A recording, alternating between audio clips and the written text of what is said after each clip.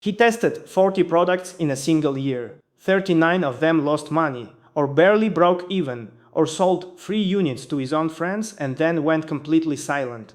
And one of them, just one, paid for all 39 and then kept paying long after the others were forgotten. Here is the part that should stop you cold.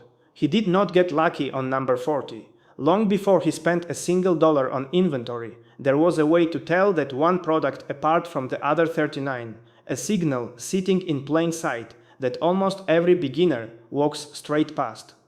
I am going to hand you the exact checklist he uses now to spot a winner before he buys it, one signal at a time, starting with the ones you have probably heard and climbing all the way up to the single test that matters more than all the others combined. And that final test, the one that actually decides it, I am saving for the end, because it only lands once you have watched every weaker signal fall away in front of you. Stay with me, and I want you to hold one image in your head while we do this. One of those 39 losers was a product he was absolutely certain about. He loved it. His friends loved it. It photographed beautifully on the store page. He ordered a full case, built the whole thing over a weekend, and he was already imagining the orders rolling in overnight. It sold 4 units, 2 of them to people he already knew. And here is the strange part. Nothing was wrong with the product. It was well made, it was genuinely useful. The few people who owned it were happy with it. It failed for a reason he could have seen before he spent a single cent. And by the end of this, you are going to know exactly what that reason was, because it is the same quiet reason that 9 out of 10 beginner stores die. Because here is what makes the wrong approach so brutally expensive. Every product you pick is not just a guess. It is inventory you paid for, ads you paid to run, days of your life spent building the page, shooting the photos, writing the copy, answering the messages. Pick wrong, and you do not just lose the money on the product. You lose the weeks you poured into selling something that was never going to sell, no matter how good your store looked, no matter how clever your ad was. That is the cruel part almost nobody warns you about. A beautiful store built around the wrong product still fails. The product is the foundation, and everything you build sits on top of it. And almost every beginner picks that foundation in the exact order that guarantees they lose. Hold on to that, because once you see the right order, you cannot unsee how backwards the usual advice really is. So let me walk you up the ladder, one signal at a time, from the weak ones everybody talks about to the one almost nobody checks. And a warning before we start. The early signals are going to feel obvious. You are going to think, sure, I already know that, get to the good part. But watch how they stack, because each one quietly sets up the next. And by the time we reach the top, the thing that actually decides a winner is not going to be the thing you expected at all. Let me start by killing the most popular way to pick a product, because it is the one that feels the best and works the worst. Pick what you are passionate about. Pick what is trending this week. Passion feels romantic, and it is a trap, because the market does not care what you love. Your excitement is not demand. I have watched people pour a whole year into a product they adored while ignoring every single sign that no stranger felt the same way about it. And chasing this week's trend is its own trap, just a slower one. By the time a trend is big enough for you to notice it, to see it all over your feed and think I should sell that, you are already late. You arrive at a crowded party, right as everyone else does, with the same product, the same supplier, the same tired ad, all fighting over the same shrinking pool of buyers, all watching the ad costs climb higher by the day. A trend you can already see is a trend that is already ending. The people who win are not picking with their heart, and they are not chasing a wave that already crested.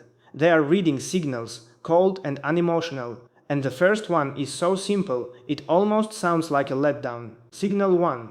It already sells. Not could sell, not should sell, not it would sell if people just understood it. Already sells, right now, today, for somebody else. Beginners fall in love with the idea of inventing demand, of being the first, of being the genius who teaches the whole world to want a thing nobody has ever wanted before. That is not a business, that is a charity funded by your savings. The winners do the unglamorous thing. They find a product that is already moving, already being bought by real people with real cards, and they simply do it better. And the beautiful part is that this is something you can actually check before you risk $1. Is the same product, or something close to it, selling on other stores that clearly spend money on ads? Does it show up in videos with thousands of comments, all asking the same question: where do I even get this? Does it have a wall of real reviews from people who already paid full price? Proof that money already changes hands for this thing is not boring. It is the floor you build everything else on top of. An empty market is not a secret opportunity waiting just for you. It is usually just an empty market, and it is empty for a reason. But plenty of products already sell, and still lose the person selling them money. So the next signal is about who exactly is buying, and why they reach for their cart in the first place. Signal 2. It solves one specific, visible problem, not a vague nice to have. A sharp, "Oh, that would fix the exact annoying thing that happened to me yesterday."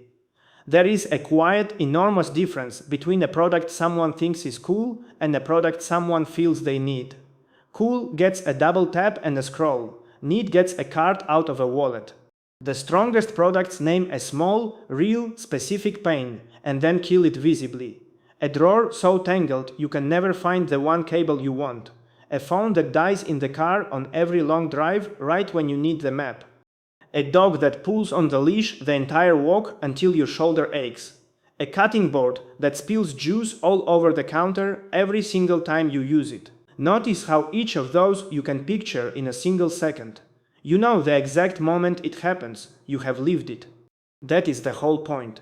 The more specific and the more visible the problem, the faster a total stranger understands why their life is a little worse without the fix in their hands.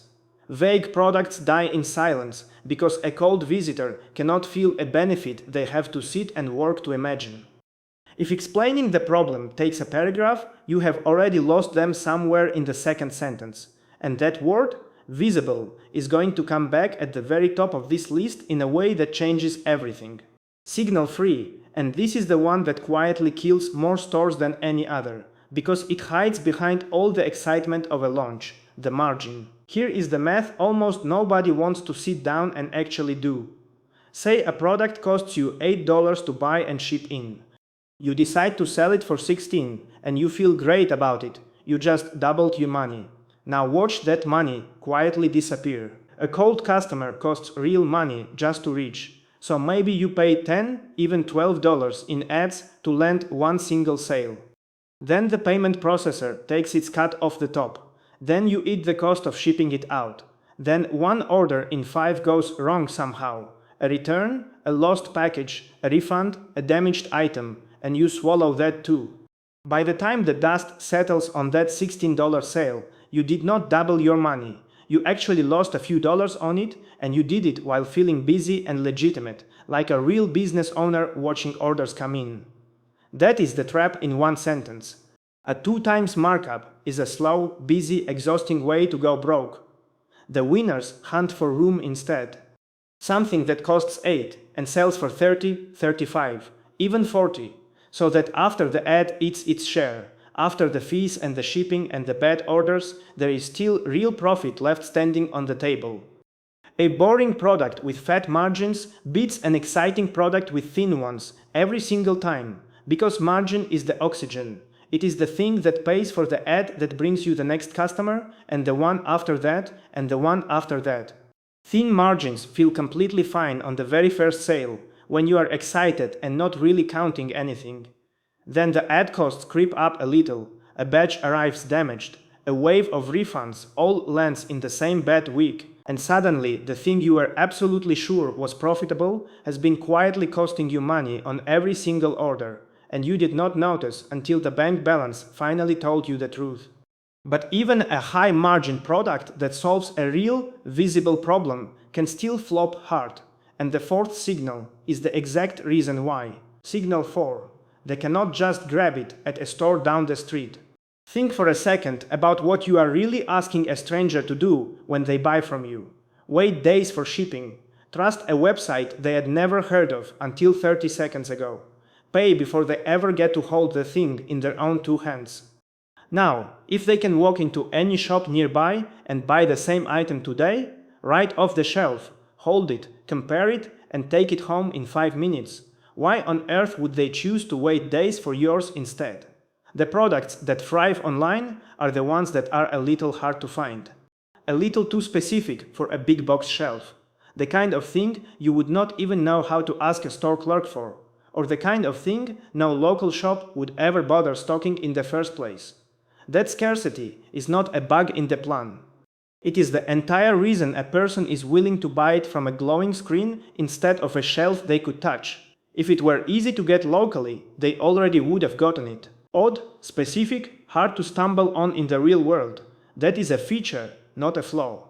So now you have 4 signals stacked up on top of each other. It already sells. It kills a visible problem. It has fat margins. It is hard to grab locally. And a product that passes all 4 is a genuinely good product. Most stores never even find one that cleanly clears all 4.